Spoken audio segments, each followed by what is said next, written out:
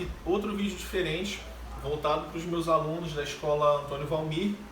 Agora uma revisão para o primeiro bimestre do terceiro ano, certo? A gente falou de eletrostática e o início de eletrodinâmica. Primeira coisa é, não vou resolver questão aqui, então refaçam as questões que eu já resolvi em sala de aula.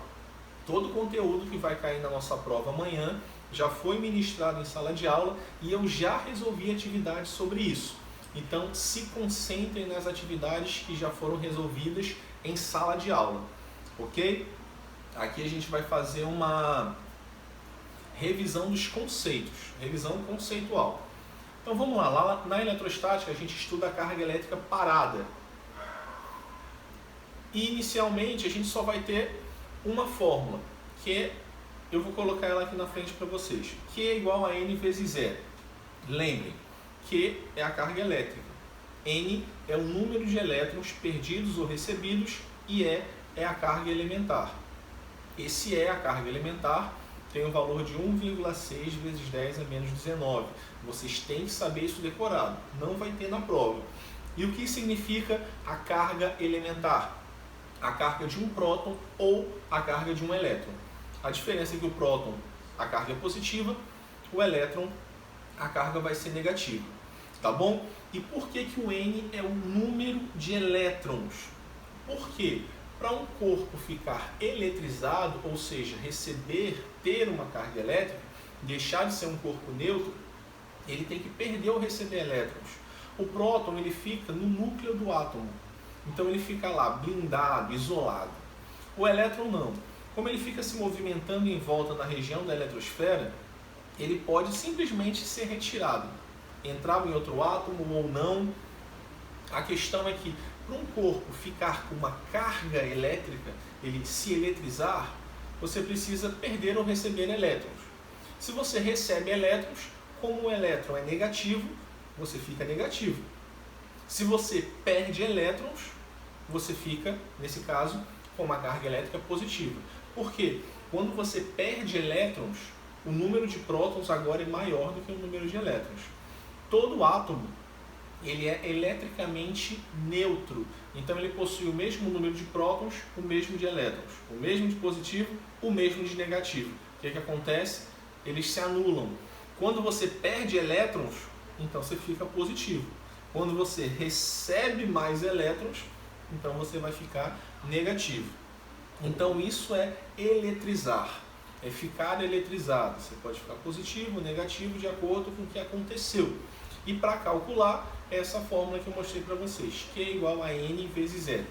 Lembrando que quando você calcula a carga elétrica, a unidade é o Coulomb, é o C. Beleza? Agora, quais são os tipos de eletrização?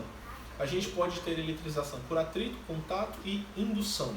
A eletrização por atrito, você vai ter dois corpos neutros de materiais diferentes. Lembrem disso, tem que ser materiais diferentes.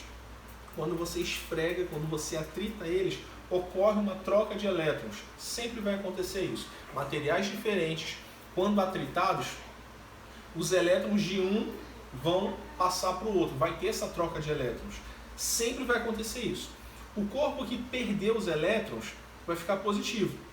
E esses elétrons vão sair dele e ir para o outro. Então o outro vai ficar negativo. Então, eletrização por atrito. Você vai ter dois corpos neutros de materiais diferentes que, quando atritados, trocam elétrons. E no final, um vai ficar positivo e o outro vai ficar negativo. Sempre na eletrização por atrito, no final eles ficam com cargas opostas. Na eletrização por contato, agora nós vamos ter dois materiais condutores. A gente só vai trabalhar com material condutor nessa questão, né? O que é um material condutor? É um material onde a carga elétrica atravessa ele muito fácil, ela tem facilidade para passar nele. Os metais em gerais são bons condutores. É muito fácil para a carga elétrica atravessar ele. E um isolante é o contrário disso, é aquele material que a corrente elétrica, a carga elétrica tem dificuldade de se movimentar dentro dele. Exemplos clássicos, borracha e madeira, né? Você deve saber que não é legal mexer em algo elétrico descalço. Então é bom você colocar um chinelo. Quando você vê alguém que trabalha na Enel, por exemplo, a galera que está nos postes, eles usam toda uma proteção, luvas de materiais isolantes, para que a corrente elétrica não atravesse ali. Então, na eletrização por contato, a gente vai trabalhar com condutores. Um corpo vai estar carregado, tanto faz se é positivo ou negativo, e eu vou ter um neutro.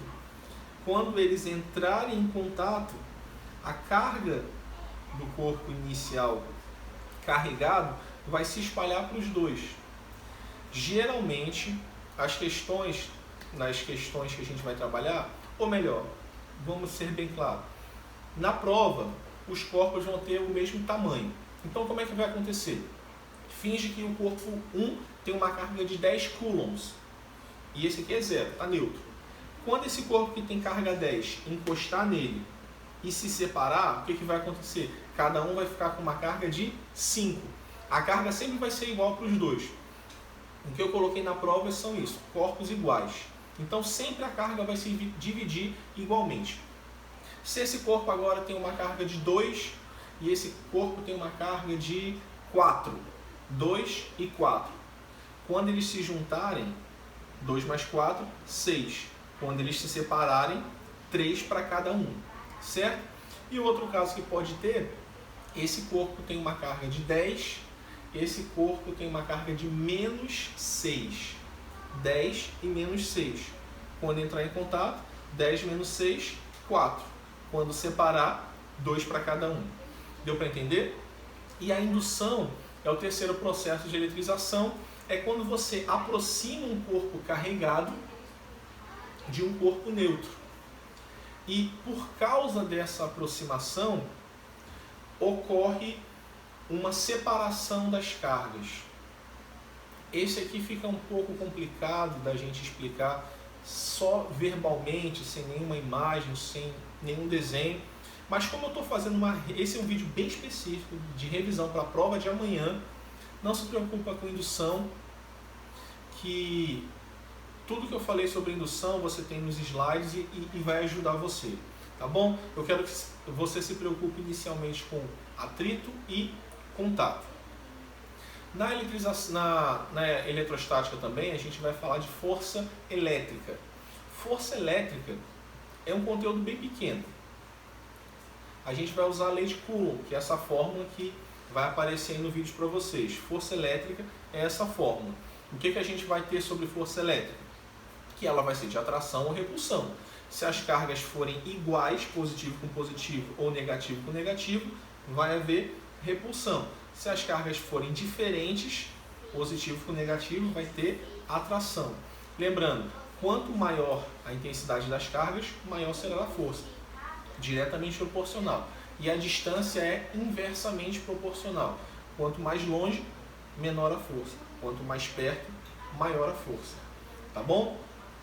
E campo elétrico, que é aquela região ao redor da fórmula, ao redor da carga. Quando você tem uma carga elétrica, ela em volta dela gera um campo de força, uma região que ela comanda, um campo elétrico. Como a gente desenha esse campo elétrico? Quando a carga é positiva, a gente desenha setinhas saindo dela. Quando a carga é negativa, a gente desenha setinhas entrando nela. Campo elétrico também tem algumas fórmulas, mas como eu já falei, refaçam as questões que fizemos em sala de aula.